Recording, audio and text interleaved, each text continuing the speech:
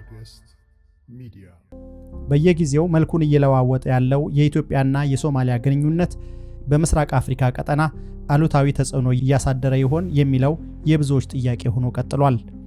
ተራውን እየጠበቀ የሚለዋወጠው የሀገራቱ ግንኙነት የአፍሪካን ቀንድ ፖለቲካ እናውቃለን የሚሉ አካላትን ሳይቀር ለግምት አስቸጋሪ እንዳደረገው ዘልቋል።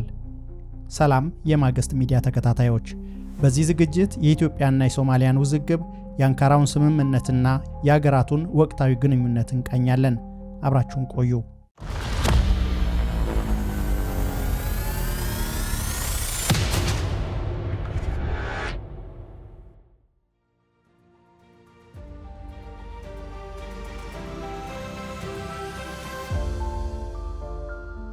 ማግስት ሚዲያ ቀደም ባለ ወራት ለገላጋይ ያስቸገረው መሳሪያ ለመማዘዝ ሲዛዛቱ አይንህ ላፈር ሲባባሉ የነበሩት የሁለቱ ሀገራት መሪዎች የለየለት የጫጉላ ሽርሽር ድግስ ላይ መግባታቸው በርካቶችን እያስገረመ ይገኛል። ለብዙ ዓመታት የዘለቀው የሀገራቱ ግንኙነት በስትራቴጂና ዕቅድ ከመመራት ይልቅ ለይስሙላ የአንድ ጀንበር ድባብ ከመሆን ባሻገር ተጨማሪ ለውጥ ማምጣት እንደተሳነው ዘልቋል።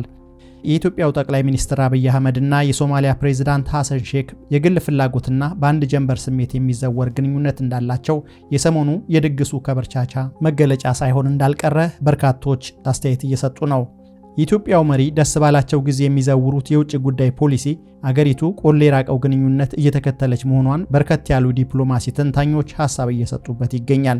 ቀደም ሲል ኢትዮጵያ ከኤርትራ ጋር የነበራትን ግንኙነት መሰረት አድርገውና በምሳሌነት እየጠቀሱ ከሶማሊያ ጋር የተመሰረተውን ግንኙነት የሚተቹ ባለሙያዎች አያሌ ናቸው።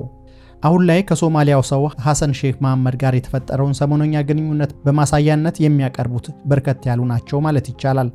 የባህር ወደብ ማግኘት ለኢትዮጵያ የህልውና ጉዳይ መሆኑን እየጠቀሱ በህዝብ እንደራሴዎች ምክር ቤት ሲናገሩ የተደመጡት ጠቅላይ ሚኒስትር አብይ የበርካቶች ኢትዮጵያውያን ቁጭትና የባህር አልባ ሀገር መሆኗን የሚቆረቆሩ ወገኖችን ልብ መንካት ችለው ነበረ። ኢትዮጵያ የባህር በር ባለቤት መሆን የሚያስችላት መላ ማፈላለጉ መጠመዳቸውን ሲገልጹ ቢደመጡም አብይ እየሄዱበት ያለው ጎዳና በበርካቶች ዘንድ አልተወደደላቸውም ማለት ይቻላል። ቀደም ሲል ከሶማሌላንድ ጋር የፈረሙት የወደብ ስምምነት ፊርማው ሳይደርቅ ከሶማሊያ ጋር የጀመሩት ከበርቻቻ የሀገሪቱን ቅርጽና የዲፕሎማሲ መርህ እየጣሱት መሆኑን የሚያመላክቱ ተግባራት እየተስተዋሉ መጥተዋል። አምና በዚህ ወቅት ኢትዮጵያን በሚራገሙ በሚያወግዙ ለውጊያ በሚያቀራሩ ሰልፈኞች ተጨናንቀው የነበሩ የሞቃዲሾ አውራ ጎዳናዎች ባለፈው ሳምንት የኢትዮጵያውን መሪ የሚያወድሱ መፈክሮች ይዘው ብቅ ማለታቸውን ተከትሎ ጉዳዩ አስረሽ ፍቺው እያስባለ ነው። ሁለቱ ተጎራባች ሀገራት መጠላለፋቸውን አቁመው ሰላም ለማውረድ ከተስማሙ ለህዝቡ እፎይታ ተስፋ ሰጪ፣ ለአፍሪካ ቀንድ ሰላም ጠቃሚ ቢሆንም እየተከተሉት ያለው መስመር ግን ለወደፊቱ ዋስትና ያለው አልመስል ብሏል። ጫውታው ፈረሰ ዳቦ ተቆረሰ እንደሚባለው የማይሆንበት እድል እንደማይኖር መታሰቡ ከወዲሁ ስጋት ማሳደሩ አልቀረም።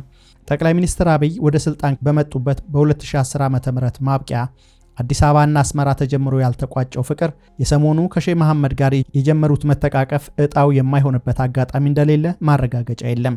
አምና አዲስ አበባና ሀርጌሳ የነበረውን ከበርቻቻና ቱማታ ከዛሬው እውነታ ጋር ሲነጻጸር ግን የአንካራ አዲስ አበባ ሞቃዲሾ መሪዎች መወዳደስ ካፍታ ሸብረብ እንደማያልፍ አለመጠራጠር ከባድ ነው። የሁለቱ ሀገራት መሪዎች ባለፈው ታህሳስ መጀመሪያ አንካራ ቱርክ ላይ የተፈራረሙ ስምምነት የሀገራቱን ፖለቲካ የሚከታተል ሰው ለመረዳት አይከብደውም። ፕሬዝዳንት ሐሰን ሼክ መሐመድ ጠቅላይ ሚኒስትር አብይ አህመድ በቱርኩ ፕሬዝዳንት ረሲብ ጠይብ ኤርዶሃን ሸምጋይነት በተስማሙት መሰረት ሁለቱ ሀገራት በጠብ መፈላለጋቸውን እንዲያቆሙ የሚል ቢሆንም በዚህ ደረጃ ይደርሳል ብሎ የገመተ አልነበረም። አሸማጋዩ ረሲብ ጠይብ ኤርዶሃን ሳይቀሩ ሊታዘቡት እንደሚችሉ አያዳግትም። በአንዱ ዋንጫ ካልጠጣን የሚለው ዲፕሎማሲ በርካቶችን ሳያስፈራ አልቀረም። የአንካራው ስምምነት ሁለቱም ተፈላላጊ ሀገራት ሰላም ለማውረድ ይጥራሉ፣ ትብብራቸውንም ያዳብራሉ ከሚል በዘለለ ሌላ የሰርግና ምላሽ ድግስ እንዲደግሱ የሚያስችል ስምምነት አለመፈራረማቸው ባለ7 ነጥቡን የአንካራን ስምምነት ማንበብ ብቻ በቂ መረዳት ይሰጣል። የአንካራ መግለጫ የተባለውን ስምምነት ገቢር ለማድረግ ይረዳሉ ከተባሉ እርምጃዎች አንዱ የሁለቱን መንግስታት ውይይት መቀጠል ቢሆንም ሶስተኛዋ ወገን ሶማሌላንድን የሚፈታተን የዲፕሎማቲክ እንቅስቃሴ እንዲፈጠር ያለመ እንዳልነበር የአንካራው ስምምነትን መመልከት ግልጽ ያደርጋል። ባለፈው ወር ፕሬዝዳንት ሐሰን ሼክ መሐመድ አዲስ አበባን ከመጎብኘታቸው በተጨማሪ ጠቅላይ ሚኒስትር አብይ አህመድ ሞቃዲሾን መጎብኘታቸው ውይይቱ መቀጠሉ መስካሪ ቢሆንም ዘላቂ ዋስትና የሚሰጥ አዝማሚያ እንደሌለው በርካታ ነጥቦችን መጥቀስ ይቻላል። ጉብኝቱ መተማመንን ለማዳበር ጠቃሚ ይሆናል የሚል ግምት ያላቸው ተንታኞች እንዳሉ ሁሉ ከሰላም ስምምነቱ በኋላ በኢትዮጵያ ጥላቻ ላይ የተመሰረተው የካይሮ አስመራ ሞቃዲሾ ግንኙነት ምን መልክ ይኖረዋል? ሶማሊያስ ለቅርብ ጎረቤቷ ለኢትዮጵያ ስትል የሩቅ አጋሮቿን ታስከፋለች ወይ የሚለው ያልተፈታ እንቆቅልሽ ነው። ከዚህ ቀደም ባሉ 2 ወራት ሐሰን ሼክ መሐመድ አስመራን ደጋግመው የረገጡበትን ምክንያት መረዳት የዲፕሎማሲ ሀሁ ነው። ኢትዮጵያና ሶማሊያ የአንካራውን ስምምነት ከተፈራረሙ ወዲህ ሶማሊያን ያገለለ የመሰለ የሁለትዮሽ ግንኙነት ግብጽና ኤርትራ እያደረጉ ለመሆኑ ማሳያው በቅርቡ የግብጽ የውጭ ጉዳይ ሚኒስትር ባድር አብደላቲ ወደ አስመራ ተጉዘው ከፕሬዝዳንት ኢሳያስ ጋር መክረውና ዘክረው የቀይ ባህር አካል ያልሆነ አገር በባህሩ ላይ የጦር መደብ እንዲኖረው አንፈቅድም ብለው ዝተው ተለያይተዋል። ከግብጽም ሆነ ከኤርትራ ብሎም ከሶማሊያ ጋር ለመወዳጀት ከዛም ለተቃርኖ 6 ዓመት ብቻ የበቃው የብልጽግናው መንግስት የሚከተለው ዲፕሎማሲ የግለሰባዊ ተነሳሽነት እንጂ የስትራቴጂክ እንዳልሆነ ማሳያው ብዙ ነው። በአንድ ወቅት ጎን ለጎን ተሰልፈው ወደ ትግራይ የዘመቱት ሁለቱ ሀገራት ዛሬ ጊዜው ተገልብጦ ለጸብ ሸሚዝ ከመሰብሰብ ባሻገር አንደኛው ከሌላኛው ተቃዋሚ ጋር መስራት ጀምረዋል። የሆነው ሆኖ የሶማሊያ ፕሬዝዳንት ሼክ መሐመድ ከግብጽና ከኤርትራ ፕሬዝዳንት ጋር ምን መከሩ የሚለው መገመትና አሰላለፍን ማሳመር የኢትዮጵያን መጻኢ ዕድል ለመወሰን ሊጠቅም እንደሚችል የሚያከራክር ጉዳይ አይደለም። ከዋናው ስምምነት በኋላ የሁለቱ ሀገራት የውጭ ጉዳይ ሚኒስትሮችና ባለስልጣናት የዛሬ 2 ሳምንት ግድም ቴክኒካዊ ያሉትን ውይይት አንካራ ላይ ጀምረዋል። የሶማሊያው ማስታወቂያ ሚኒስትር ዳውድ አዊስ እንደሚሉት የመሪዎቹ ጉብኝት ሁለቱ መንግስታት በተገቢው ጎዳና እየተጓዙ ለመሆናቸው አብነት ነው በማለት መተማመንን ለመገንባት ጠቃሚ እርምጃ መሆኑን በኤክስ ገጻቸው ላይ ባሰፈሩት ጽሑፍ ገልጸዋል። የሶማሊያው ማስታወቂያ ሚኒስትር ዳውድ አዊስ ታህሳስ ላይ ተርኪ ላይ የተፈረመው የአንካራ መግለጫ ሁለቱ ሀገራት ግንኙነታቸውን እንዲያድሱ በግልጽ እንደሚያስቀምጥ ጠቅሰው አሁን እዛ ደረጃ ላይ ነን በማለት አክለው ገልጸዋል። መተማመንን ለመገንባት ስብሰባዎችና ውይይቶችን እያደረግን ነው ቢሉም በበርካታ የውስጥ የፖለቲካ ጉዳዮች ውጥረት ውስጥ የሚገኘው የሼህ መሐመድ መንግስት ግን ግንኙነቱን መጠራጠሩ አይቀርም። ከጥቂት ጊዜያቶች በፊት በሶማሊያ የሚኖሩ ኢትዮጵያውያን የደረሰባቸውን በደል ለተመለከተ ሰው የኢትዮጵያ መንግስት እርምጃዎች ያልተጠኑ መሆናቸውን መመስከሩ አይቀርም። የሶማሊያ መንግስት የታጣቂዎች ስጋት ስላለብኝ ኦነግን ጨምሮ የአልሸባብ ታጣቂዎች ካላቸው ጋር የጠረጠራቸውን ኢትዮጵያውያን እያፈሰ ሲያስር መቆየቱ እውን የአንካራው ስምምነት ዘላቂነት ይኖረዋል ወይ የሚል ጥርጣሬ ማሳደሩ የማይቀር ነው። ይሁንና ለዘመናት ከወዳጅነቱ እኩል ጠብ፣ ከመቀራረቡ ባልተናነሰ መራራቅ፣ ከመደጋገፉ መሳ ለመሳ መጠላለፍ ያልተለየው የሁለቱ ሀገራት ግንኙነት በቅርቡ ጨርሶ ፈርሶ ዲፕሎማሲያዊ መበቃቀል ያስከተለው ኢትዮጵያ ወደብ ለመኮናተር ባለፈው ዓመት ታህሳስ ወር ላይ ከሶማሌላንድ ጋር የመግባቢያ ስምምነት በመፈራረሙ መሆኑ የሚዘነጋ አይደለም። የአዲስ አበባና የሞቃዲሾ መሪዎች የጠባቸው መሰረታዊ ምክንያት የሆነው ከሶማሌላንድ ጋር የተደረገው ስምምነት ሙሉ ለሙሉ መሰረዙ በይፋ ባልተነገረበት ሁኔታ የመሪዎቹ መወዳደስና መነፋፈቅ መድረሳቸው በርካቶችን ያስገረመ ነው። አዲሱ የትብብር ምዕራፍ ለኢትዮጵያ ወደብና የጸቡ መንስኤ የሆነውን የባህር ኃይል መደብ ስለማግኘት አለማስገኘቱ በግልጽ የሚታወቅ ነገር ባይኖርም የሶማሊያው የማስታወቂያ ሚኒስትር ኢትዮጵያ ከሶማሌላንድ ጋር የደረሰችው ስምምነት ውድቅ ተደርጓል ሲሉ ተደምጠዋል። እንደ ማስታወቂያ ሚኒስትሩ ገለጻ የሶማሌላንዱ ውል መነሻ የአንካራው ስምምነት አካል መሆኑን አስረግጠው ተናግረዋል። ይሁን እንጂ የጠቅላይ ሚኒስትር አብይ መንግስት ከሶማሌላንድ ጋር ወደብ የሚያስገኝ ነው የተባለውን ስምምነት አስመልክቶ እንደሚባለው ፈርሷል፣ አልፈረሰም የሚለውን ጉዳይ መልስ ከመስጠት መቆጠብን መርጧል።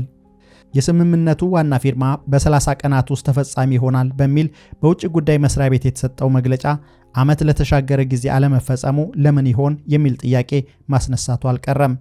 የሆነ ሆኖ የኢትዮጵያ መንግስት ይህንን ጨዋታ ለምን መረጠው የሚለውን ለወደፊት ይነግረን ይሆናል፣ አሊያም ጊዜ ይፈታዋል። በእርግጥ የሶማሊያ ማስታወቂያ ሚኒስትር ዳውድ አዌስ እንደሚሉት ግን ኢትዮጵያና ሶማሌላንድ የተፈራረሙት የመግባቢያ ስምምነት ተሰርዟል የሚለው ከኢትዮጵያ መንግስት በኩል መልስ የሚሻ ጉዳይ ነው። ይህ ማለት የመግባቢያ ስምምነቱን ውድቅ አድርገን ከዚያ አዲስ የትብብር ምዕራፍ ጀምረናል በሚል በግልጽና በማያሻማ ቃል መገለጽ አለበት። አዲሱ የትብብር ምዕራፍ ለኢትዮጵያ ወደብ ስለማስገኘት አለማስገኘቱ በግልጽ የሚታወቅ ነገር የለም።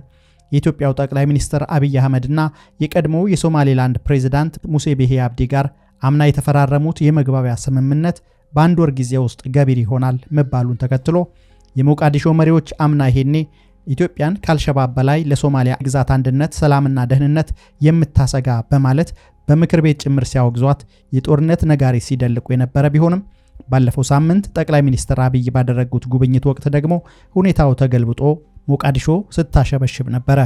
የመሪዎቹ መገናኘትና የባለስልጣናቱ ውይይት ግብጽና ኤርትራ ከሞቃዲሾ ጎን እንዲሰለፉ ያደረገውን ውጥረት ማርገቡ እንደ ተስፋ ቢነሳም ግንኙነቱ ላይ ግን ጠባሳ የተዉ ጉዳዮች መኖራቸውን ማመን ያስፈልጋል። ምናልባት በቅርቡ አዲስ አበባ ሞቃዲሾና ጅቡቲን ለመጎብኘት ያቀዱት የቱርኩን ፕሬዝዳንት ለማስደሰት ነው የሚሉ አስተያየት ሰጪዎችም ቁጥራቸው ቀላል አይደለም። ከ2010 አጋማሽ ጀምረው በየአደባባዩ ሲተቃቀፉ፣ ሲወዳደሱ፣ ሲሞጋገሱ የነበሩት የአዲስ አበባና የአስመራ መሪዎች ለመፈቃቀራቸው ትክክለኛውን የስምምነት ምክንያት ለህዝባቸው እንዳላሳወቁ ሁሉ አሁን ለመቃቃራቸው ምክንያታቸውን አልተናገሩም።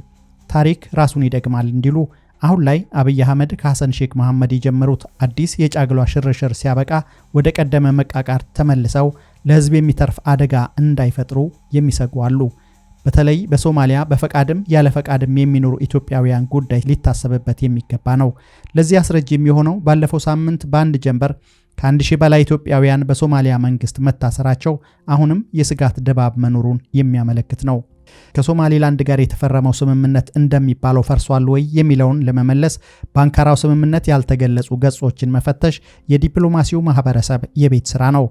በአሁኑ ወቅት ኢትዮጵያ በደቡብ ምዕራብ ሶማሊያ ክልሎች ከ8 እስከ 10 ሺህ የሚገመቱ ወታደሮች ያሏት ሲሆን 3000 የሚሆኑት ወታደሮች በአፍሪካ ህብረት የሽግግር ሚሽን በሶማሊያ በተሰኘው ስር የሚንቀሳቀሱና የተቀሩት ደግሞ አሁን ከተፈጠረው ውጥረት በፊት ኢትዮጵያና ሶማሊያ ባደረጓቸው ስምምነቶች የገቡ ወታደሮች ናቸው።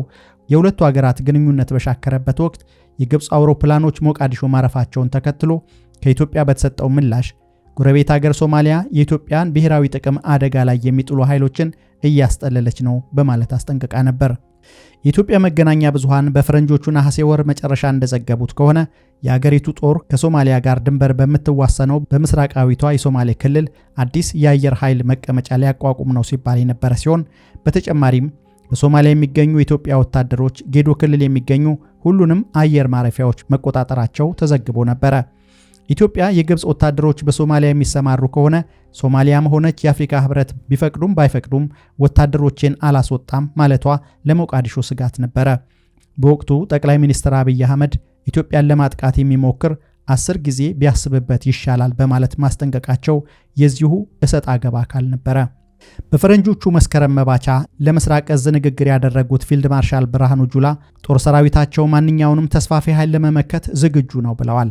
አንድ የኢትዮጵያ የበይነ መረብ ቴሌቪዥን ጣቢያ በለቀቀው በድብቅ የተቀዳ ድምጽ መሰረት የጦሩ መሪ ብርሃኑ ጁላ ግብጽ የኢትዮጵያ ታሪካዊ ጠላት ናት በማለት የኢትዮጵያ ተቃዋሚ ኃይሎችን ትደግፋለች ሲሉ ወቅሰዋል።